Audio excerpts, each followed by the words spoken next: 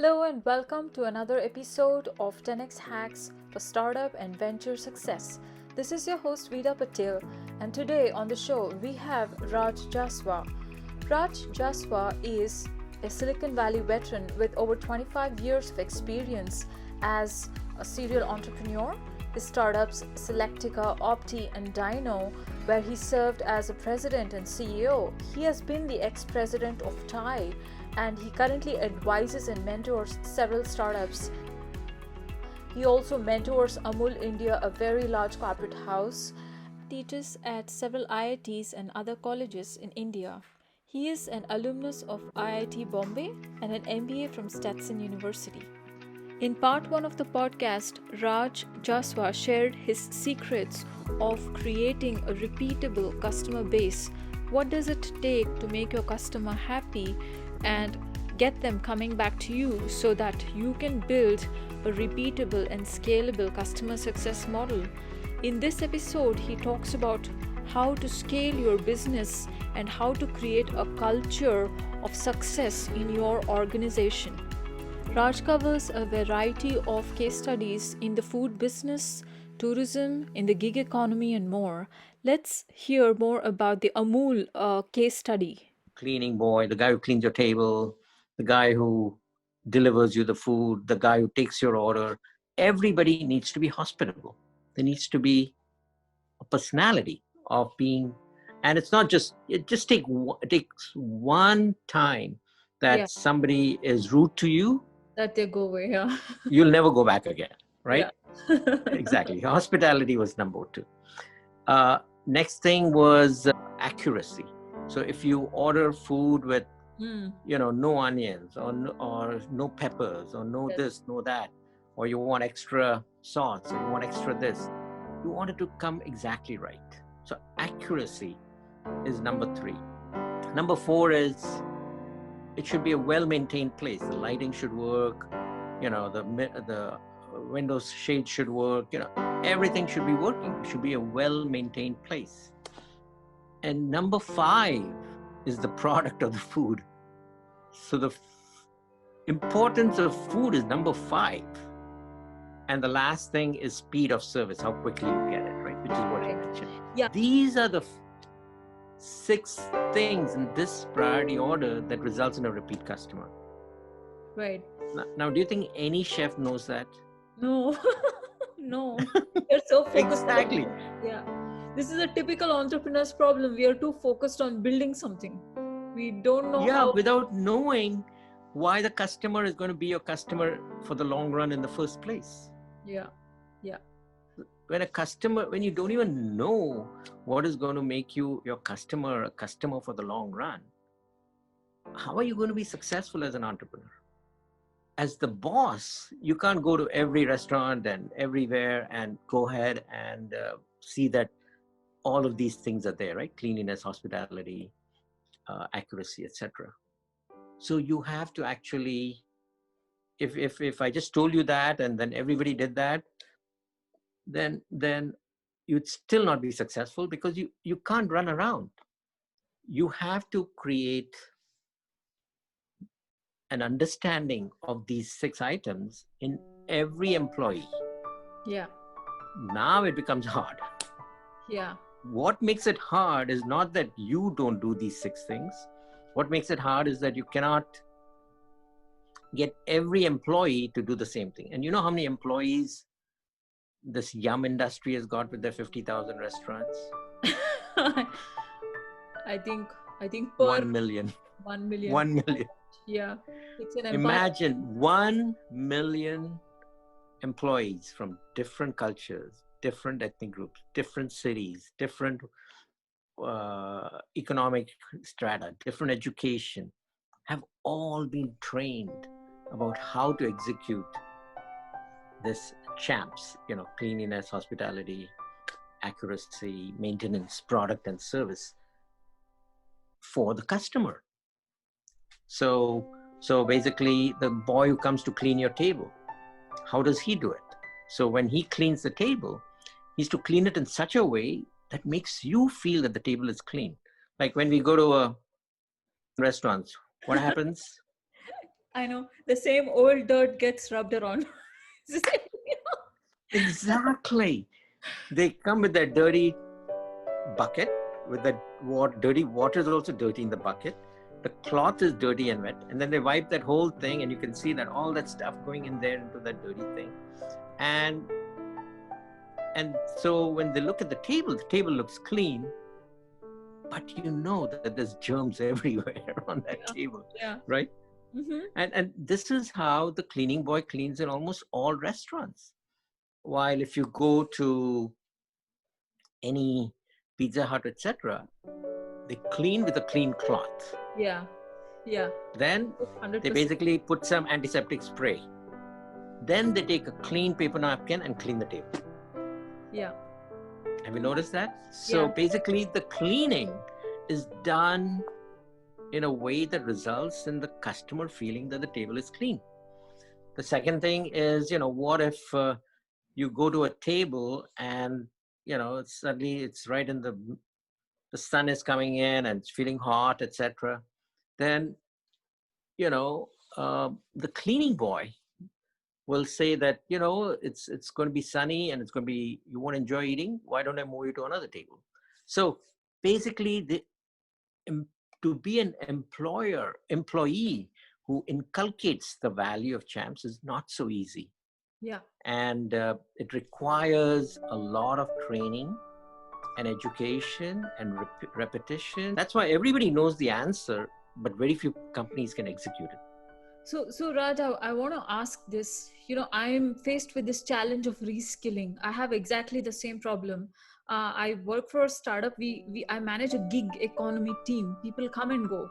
They do it at their own pace. That's the Gen X, Gen Z guys. That's their trend. How do you create a repeat culture? How do you do that? Like, these people are just. I think you basically don't have a choice, because if you don't create the culture that you need to have to get repeat customers, you're not going to be successful in the long run. Right? I agree. It is a bigger challenge with this gig industry like Uber, etc. Yeah.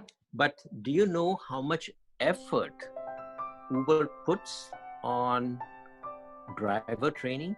So, for example, the reason why Uber is successful in the gig economy is because they figured out the right culture of how the driver should interact with the passenger. Yes, they're very good, very courteous, especially, And it's a repeatable phenomena. Yes.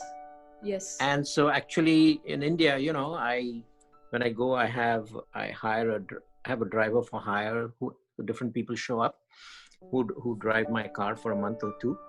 And because since I go off and on, I cannot have a regular driver. So, I talked to these drivers, and they're all kind of random people. And like some of them, said that, my goal in life is to become an Uber driver. And, Uber, basically, they will save a little bit of money, then go to the bank, buy a car, and then get registered with Uber and become an Uber driver. And Uber puts almost, I think, 2 months of effort to train these Uber drivers before they let them be an Uber driver. Right. So do they work on communication skills as well? Because they have this everything. courtesy protocol. It's like very repeatable.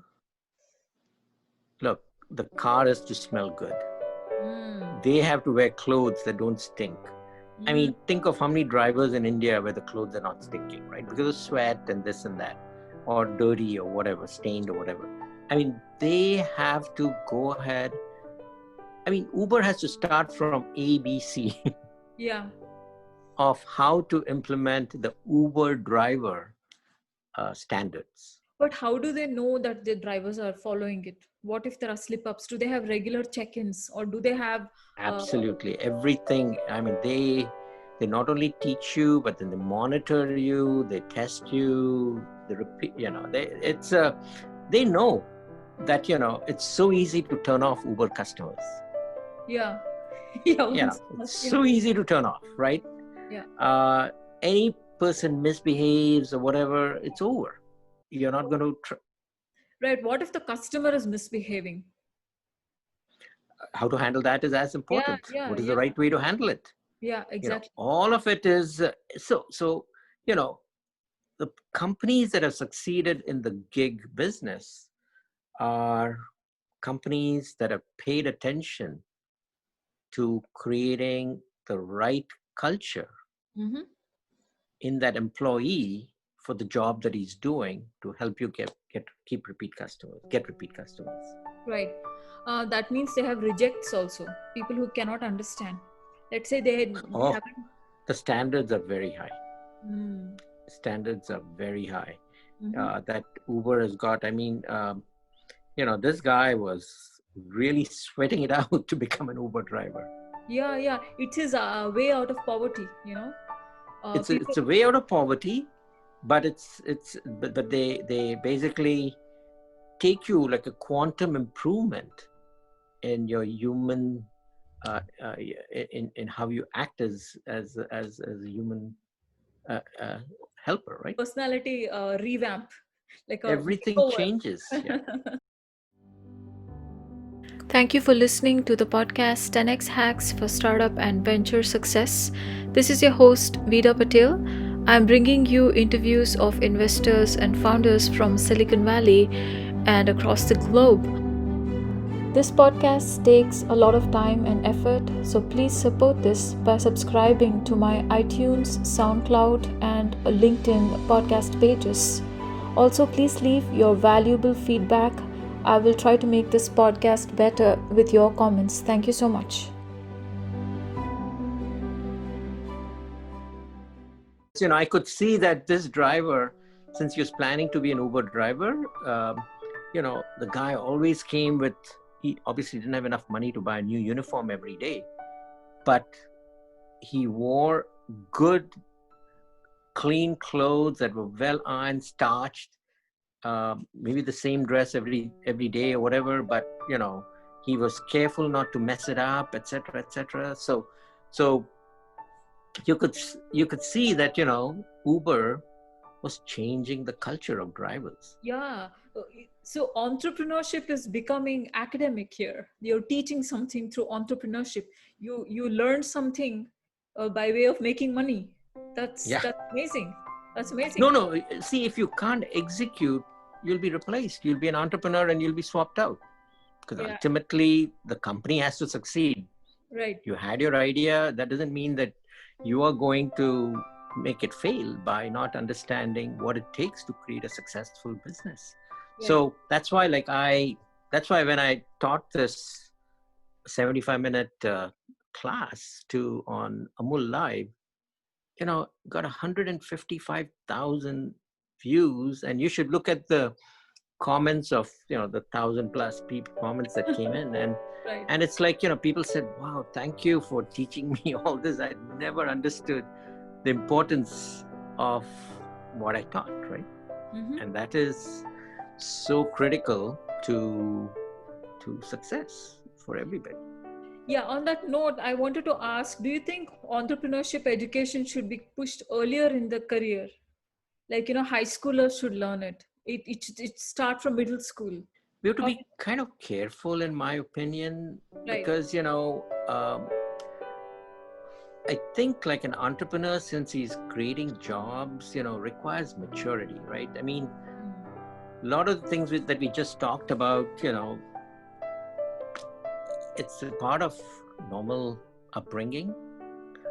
But, to have the maturity to start paying attention to it and doing repeating and honing the skills, and then how to work with people that, rebel against you and, come, sloppy to work. And then they, how does clothes make me a worse driver? That kind of attitude, right? No, so I think this is so important. Like you brought up a very valuable point. 2 years ago, I went to Varanasi to witness the Ganga Arati. It's the most amazing experience. Like I was speechless. Like we're sitting on the Ganges coast and watching this whole thing. We waited 2 days to get that opportunity and the darshan and everything. I was wondering, it needs a lot of cleaning. There is a Swachh Ganga initiative, like what you said in the food business, cleanliness is important. This even in a lot of other departments, tourism cleanliness could be a big turn off, right? Completely, completely. In fact, now when you look back and once you've understood the importance that some of these values were to the food business, you understand.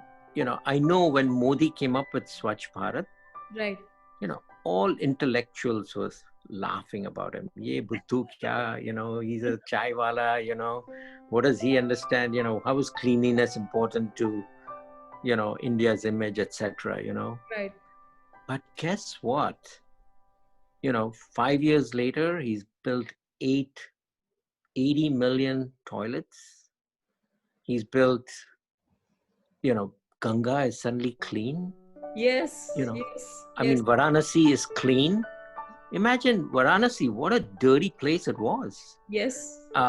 And nobody thought it was ever possible to clean Ganga. Nobody thought it was ever possible to clean Varanasi.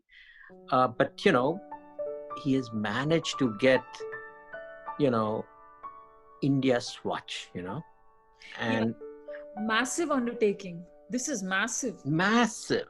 But it's the ABC of life.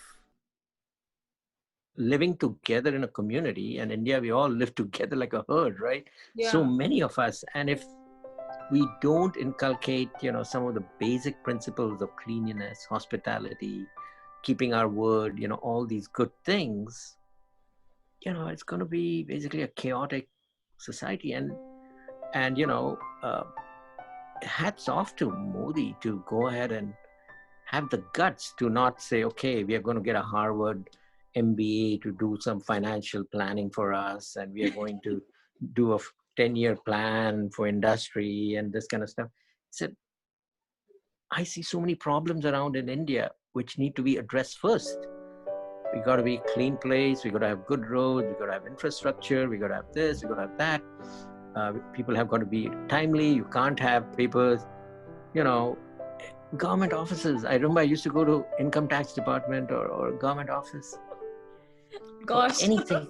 Piles and piles of stuff, you've probably seen it. And all of us have seen it, You don't know where to go. Yeah. It's like redirected. Yeah, it's like things are falling over and this guy is putting it back together and chaprasi ko bolta hai, ye leke aao, and that guy goes hunting through all these documents. But this was true even in, the central government offices. Yeah. And I was reading an article where Modi said that when he walked through the offices of the finance department and defense department, he found that there were piles and piles of documents and papers and files sitting in the in the hallways because they'd overflowed from the offices. So it's like, gosh, this is how a central government was operating. And he said, if I don't fix this, what am I going to make India? How am I going to improve India's future, right? So, he started from ABC, and to have the vision and the guts to tackle things from scratch, right, from the start. Now that is true guts. Yeah. On that thought, I want to ask, what is it that India did differently that they have the Apple facility move? Apple facility has moved to India, the manufacturing facility. For some reason, they felt welcomed. I'm thinking, did Modi do anything different?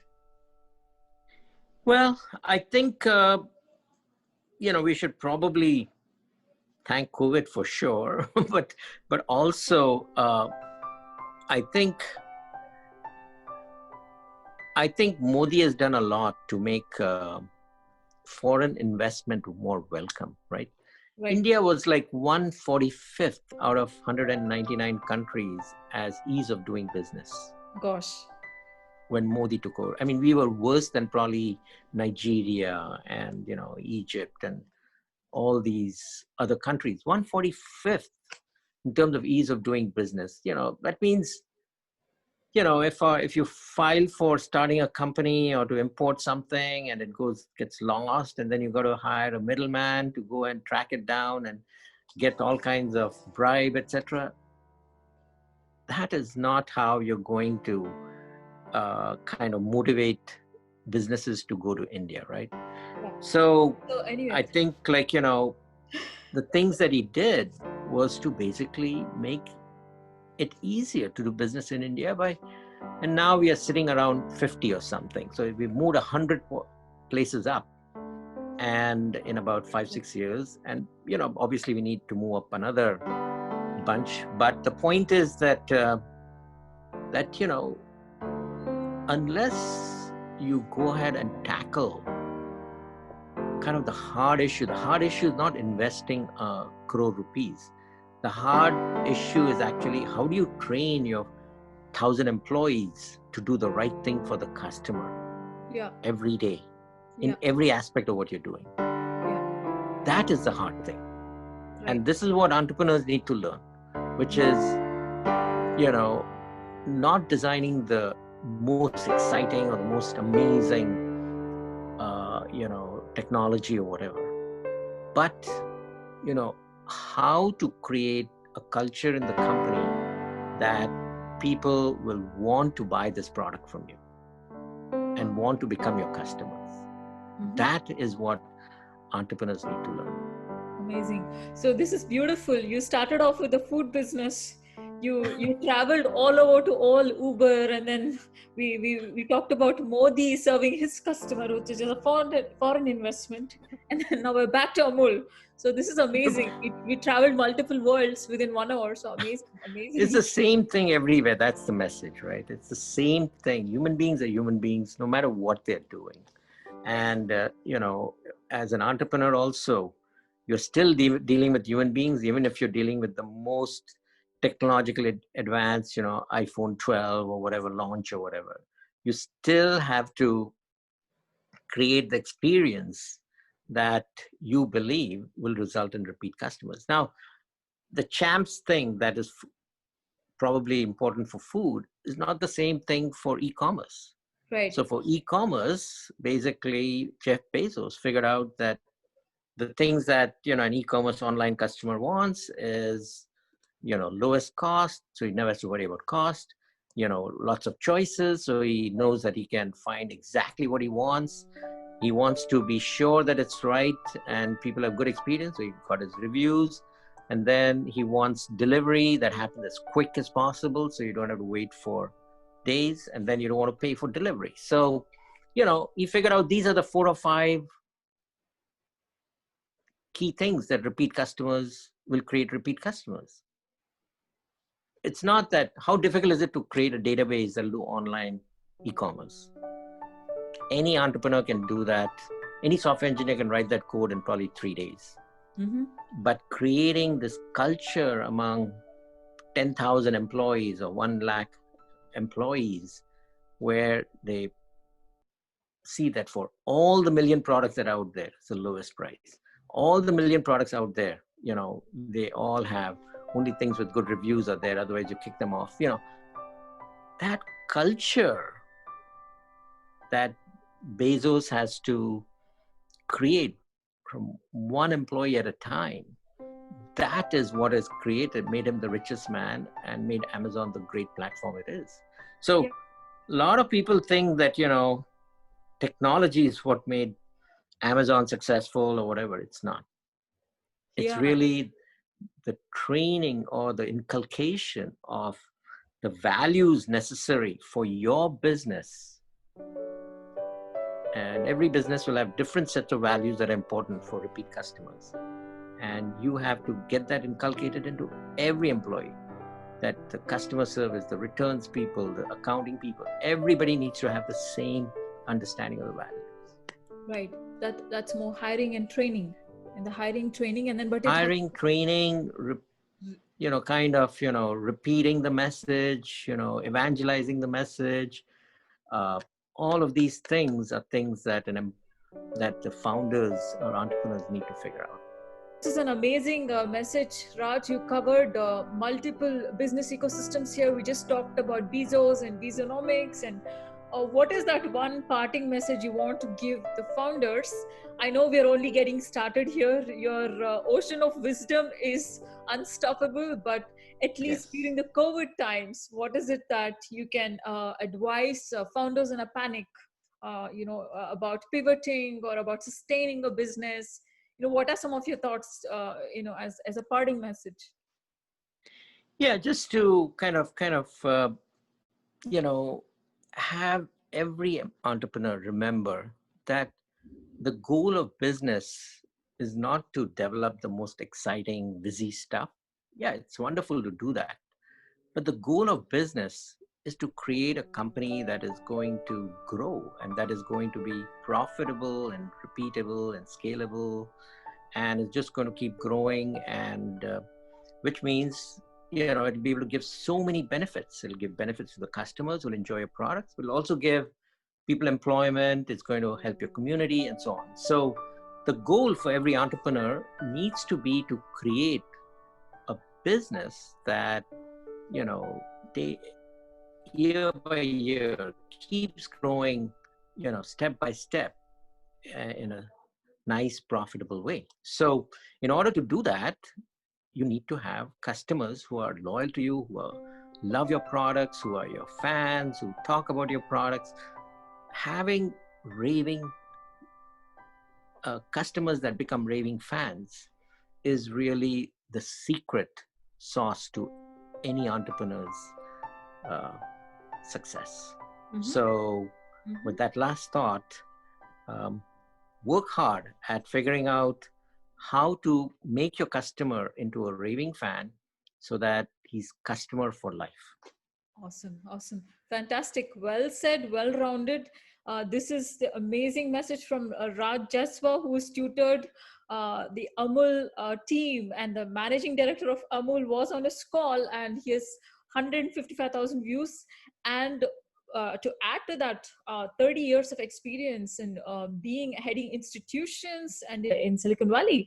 And also you're coaching IITians in Mumbai, and also you're expanding to TIE, Mumbai, and BIT Birla institutions. So this is amazing. If you have an opportunity, please take his coursework, and let's do another podcast and have more insights coming from you to the founders. Thank you so much for your most precious, invaluable insights, and many thanks from all the listeners and viewers. Thank you. Thank you for listening to the podcast 10x Hacks for Startup and Venture Success. This is your host, Vida Patel. I'm bringing you interviews of investors and founders from Silicon Valley and across the globe. This podcast takes a lot of time and effort, so please support this by subscribing to my iTunes, SoundCloud, and LinkedIn podcast pages. Also, please leave your valuable feedback. I will try to make this podcast better with your comments. Thank you so much. Please visit my YouTube channel and check out more interviews of founders, entrepreneurs, and investors. Also tap into 10x productivity hacks for increasing your creativity, human potential, and leadership skills. Thank you very much.